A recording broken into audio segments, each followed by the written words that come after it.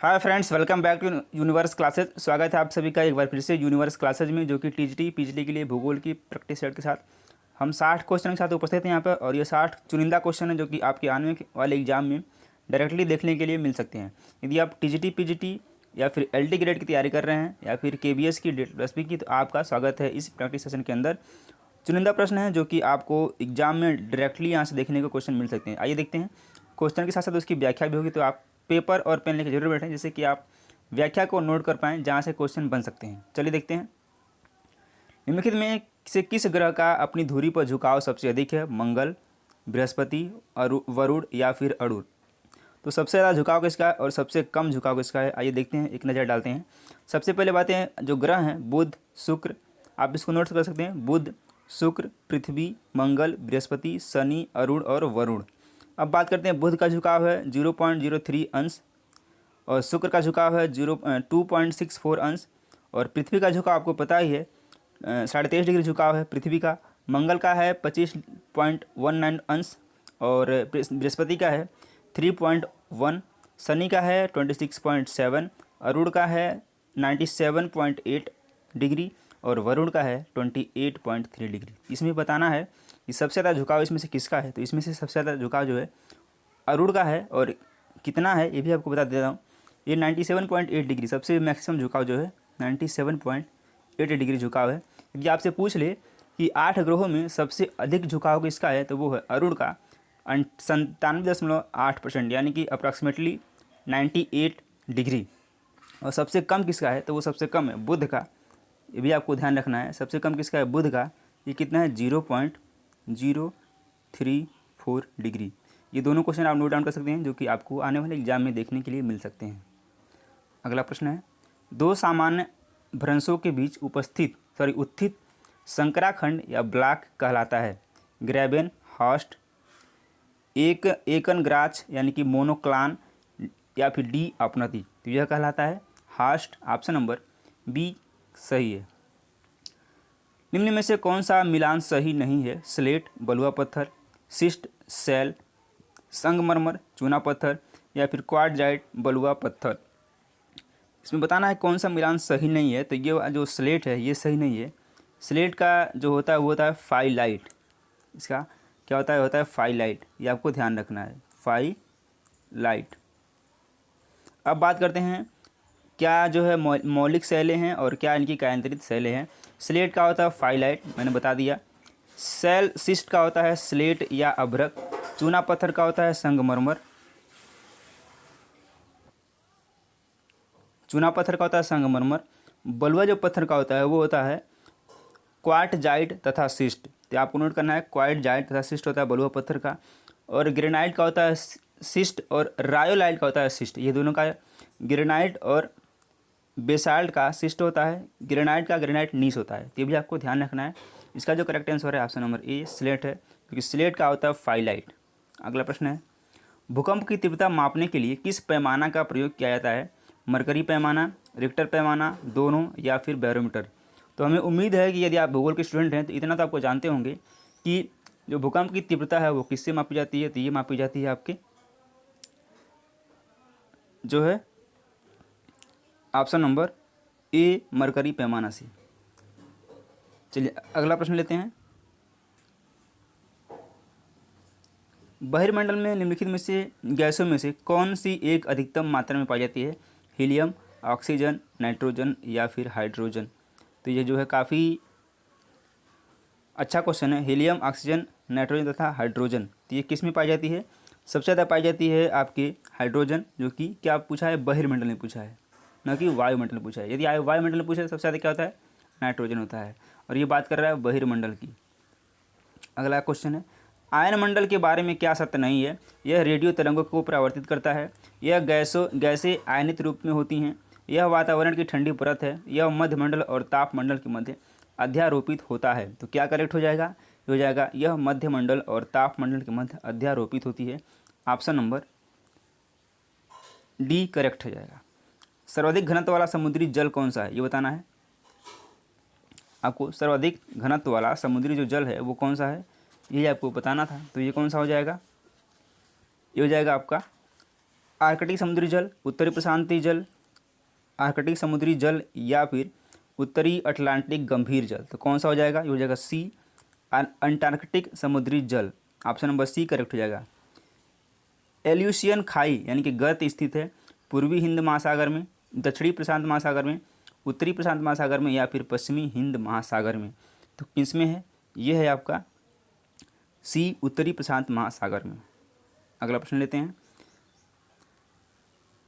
बेलापवर्ती निक्षेपों में शैवाल या काई से निकले पदार्थ होते हैं और अधिकांश तरल पंख के रूप में होते हैं, जिसे कहते हैं नीला पंख, ऊज यानी सिंधु पंख, लाल पंख या फिर प्रवाल पंख। तो इसको बोलते हैं ऊज सिंध यानी कि ऊज या फिर सिंधु पंख। ऑप्शन नंबर बी करेक्ट हो जाएगा। अगला क्वेश्चन लेते हैं। निम्नलिखित में से भूभाग से समुद्र के लिए कौन सा अनुक्रम सही है? महाद्वीपीय ढाल, समुद्री मैदान, महासागरीय गहराई, महाद्वीपीय शेल्फ। तो कौन सा अनुक्रम सही है? ये आपसे पूछा गया है। इसका जो अनुक्रम सही है वो है महाद्वीपीय शेल्फ, महाद्वीपीय ढाल, समुद्री मैदान, महासागरीय गहराई। ऑप्शन नंबर बी बिल्कुल सही है। अगला प्रश्न। किसी पारिस्थितिकी तंत्र का आधारभूत तत्व क्या है? जैव एकरूपता, जैव विविधता, ऊर्जा प्रवाह या फिर ऊर्जा ह्रास। तो क्या है? ये है ऊर्जा प्रवाह। सी ऑप्शन सही है। अगला प्रश्न लेते हैं। सूची 1 तथा सूची 2 को सम्मिलित कीजिए तथा नीचे दिए गए कूट से सही उत्तर का आपको बताना था। इसमें कौन सा सही उत्तर हो जाएगा? एक तरफ संकल्पना है और एक तरफ दिया है प्रतिपादक। तो ये देखते हैं कौन सा सही हो जाएगा। चलिए ये हो जाएगा पारिस्थितिकी नीचे। तो इसके जो प्रतिपादक हैं ये हैं जे ग्रीनेल। पारिस्थितिकी नीचे ये जे ग्रीनेल यानी कि ए का 3। गहन पारिस्थितिकी इसके जो प्रतिपादक हैं वो है ए नेस हो जाएगा। इकोलॉजी के प्रतिपादक कौन है? तो ये हैं आई.जी. सेंट हिलेयर इकोलॉजी के हैं और पारिस्थितिकी के हैं हैकेल। ऑप्शन नंबर यानी कि ए का 3 किस में है? सिर्फ एक ही में है, ऑप्शन नंबर ए में ही है। तो इस तरह से ऑप्शन नंबर ए इसका करेक्ट हो जाएगा। अगला क्वेश्चन लेते हैं। पारिस्थितिकी तंत्र में पोषक तत्वों का संचारण होता है। प्रत्यक्ष प्रवाह, अप्रत्यक्ष प्रवाह, उत्क्रमणीय प्रवाह या फिर अनुक्रमणीय। तो कैसे होता है? ये होता है आपका उत्क्रमणीय। सी ऑप्शन आपका बिल्कुल सही है। Next question.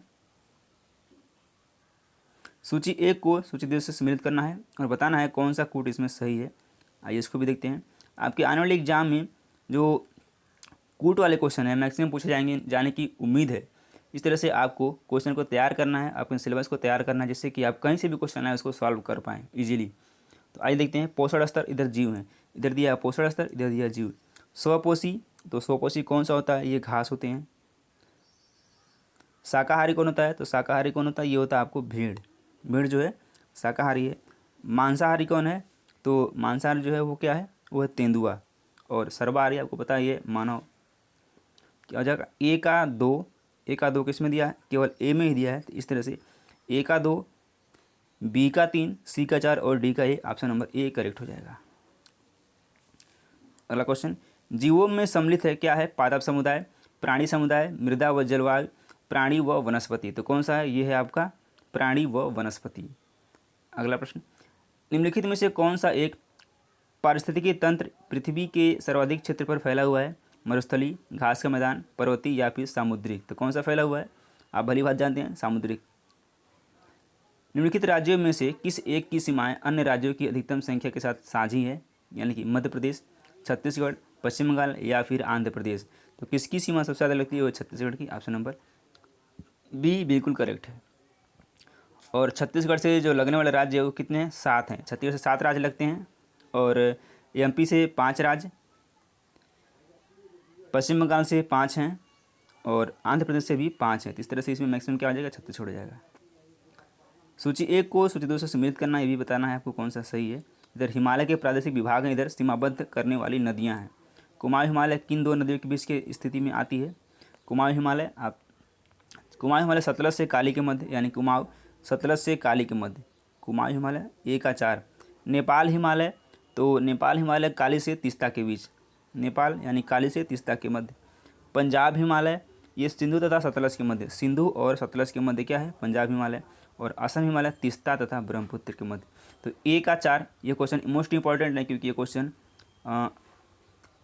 इसमें पूछ चुका है जूनियर एडेड वाले में, पीसीएस में क्वेश्चन कई बार आया हुआ है और भी कई जगह ये क्वेश्चन पूछा जा चुका है। कुमायूं हिमालय, सतलज एवं काली के मध्य। आइए देखते हैं ए का 4 2 में दिया है, सब में दिया है ए का 4 है और बी का 2 है। ए का 4 बी का 2 ऑप्शन नंबर डी में दिया गया और डी सही है। ए का 4 बी का 2 सी का 1 और डी का 3। अगला प्रश्न लेते हैं, दून घाटी कहाँ अवस्थित है? महान हिमालय, लघु हिमालय, शिवालिक हिमालय या फिर उपयुक्त में से किसी में नहीं। तो दून घाटी स्थित है, आपको भली भांति पता है, शिवालिक हिमालय में। सी ऑप्शन बिल्कुल राइट है।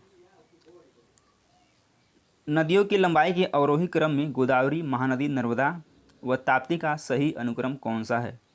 क्वेश्चन नंबर 20 है। तो गोदावरी की लंबाई कितनी है? ये है 1465 किलोमीटर, 1465 किलोमीटर गोदावरी की लंबाई है। नर्मदा की लंबाई 1312 है, 1312 नर्मदा की है। और महानदी की लंबाई 858 है, 858 महानदी की है। और लास्ट में आती है ताप्ती जो कि 724 किलोमीटर है।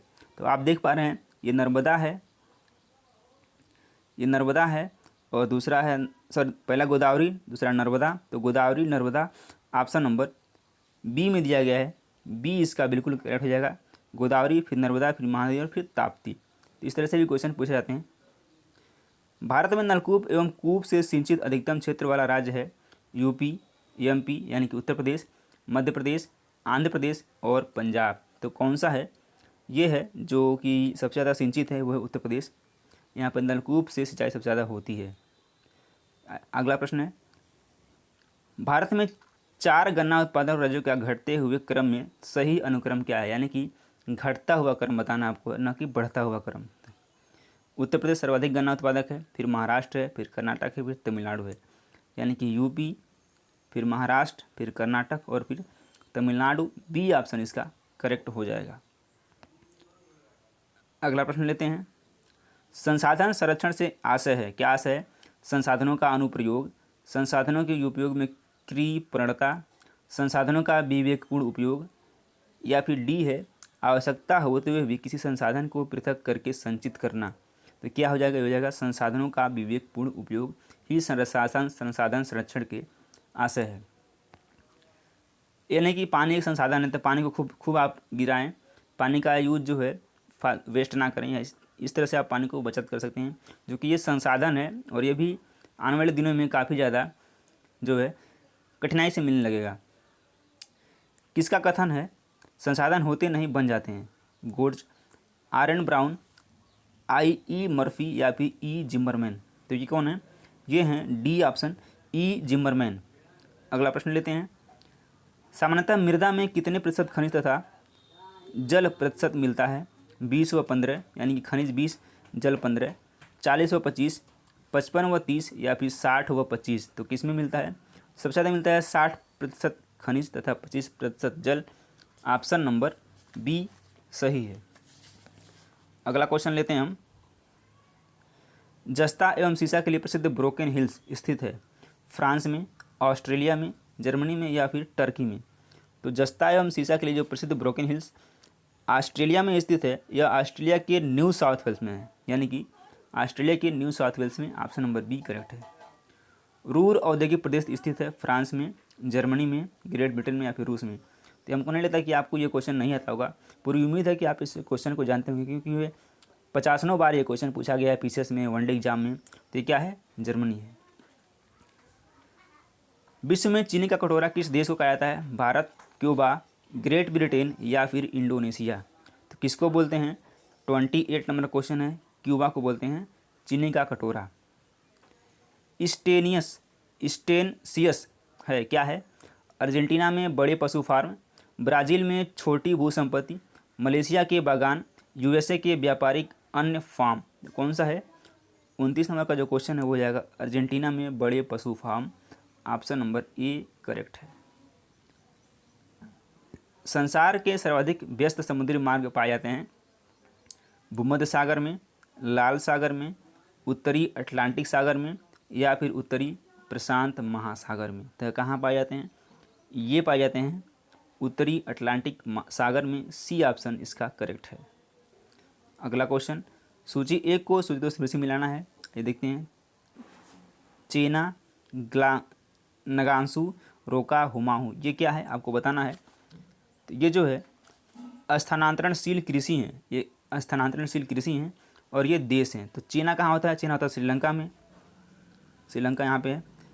नगांसू होता है आपका सूडान में, नगांसू सूडान में, यानी कि यहाँ पे। रोका कहाँ पे होता है, ब्राज़ील में होता है। और हुमा होता है इंडोनेशिया में। ए का 4 सही में दिया गया है। बी का 1, ए का 4 बी का 1 इसमें और इसमें दिया है। और सी का 2 किसमें दिया है, ये दिया है इसमें दिया है, यानी कि ऑप्शन नंबर डी करेक्ट हो जाएगा। अगला क्वेश्चन, ब्राज़ील में कहवा के बाग कहलाते हैं, कहवा बाग, फैजेंडा, सेल्वास या फिर पंपास। तो ब्राज़ील में कहवा के बाग क्या कहलाते हैं, तो आइए देखते हैं। तो ये कहलाते हैं फैजेंडा, बी ऑप्शन करेक्ट है। निम्न में से कौन सा रेल मार्ग विश्व का सबसे लंबा रेल मार्ग है, अफ्रीकी अंतर महाद्वीपीय रेलवे, ऑस्ट्रेलियन अंतर महाद्वीपीय रेलवे, कनाडियन पैसिफिक रेलवे या फिर ट्रांस साइबेरियन रेलवे। सबसे बड़ा जो रेलवे मार्ग है वो है डी, ट्रांस साइबेरियन रेलवे। फिर से सूची है, कुछ सूची दो से मिलाना, एक तरफ परियोजना है और एक तरफ किस नदी पर स्थित है ये बताना है। भाखड़ा नागल परियोजना ये है आपकी सतलज नदी पर। हीराकुंड परियोजना आपके है महानदी पर। इदुक्की परियोजना है किस पे, ये पेरियार नदी पर है। और नागार्जुन सागर कृष्णा नदी पर है। ए का 4, ये क्वेश्चन भी इंपॉर्टेंट है क्योंकि 50 बार ये क्वेश्चन पूछा गया है। ए का 4 देखते हैं कौन इसमें है। ए का 4 बी का 3 ऑप्शन नंबर बी में दिया गया है। ए का 4 बी का 3 ऑप्शन नंबर बी करेक्ट हो जाएगा। अगला क्वेश्चन, भारत में सोयाबीन का अग्रणी उत्पादक कौन सा राज्य है, महाराष्ट्र, मध्य प्रदेश, पंजाब या फिर केरल। तो ये कौन सा राज्य है, ये है आपका Madhya Pradesh, option number B correct हो जाएगा। पहले मध्य प्रदेश है, फिर महाराष्ट्र है, फिर राजस्थान है। तो ये पहले नंबर पे है, फिर महाराष्ट्र दूसरे नंबर पे है और फिर आता है राजस्थान जो कि तीसरे नंबर पे है। ठीक है। लास्ट क्वेश्चन, कौन सा राज्य सर्वाधिक रेशम पैदा करने वाला राज्य है, बिहार, छत्तीसगढ़, कर्नाटक और असम। तो कौन सा राज्य है, तो सबसे ज़्यादा कर्नाटक रेशम पैदा करता है। कर्नाटक के बाद आता है आंध्र प्रदेश, कर्नाटक, आंध्र प्रदेश, फिर असम, पश्चिम बंगाल और फिर आता है झारखंड का नंबर। तो ये रहे 36 क्वेश्चन। कितने आपके सही हुए और कितने आपने गलत किए इसको आप कमेंट बॉक्स में कमेंट करिए। और पूरी उम्मीद है कि आपने 30+ इसमें सही किए होंगे। चलिए मिलते हैं फिर शाम को इतिहास की प्रैक्टिस सेट के साथ। तब तक अपना ख्याल रखें, जहाँ भी रहें पढ़ाई करते रहें क्योंकि समय बहुत अनमोल है। यदि आप नहीं पढ़ेंगे तो आप आगे चल के अपने आप को कोसेंगे कि क्या मैंने पढ़ लिया होता है। तो ऐसी नौबत ना आने दें और पढ़ाई करते रहें। धन्यवाद।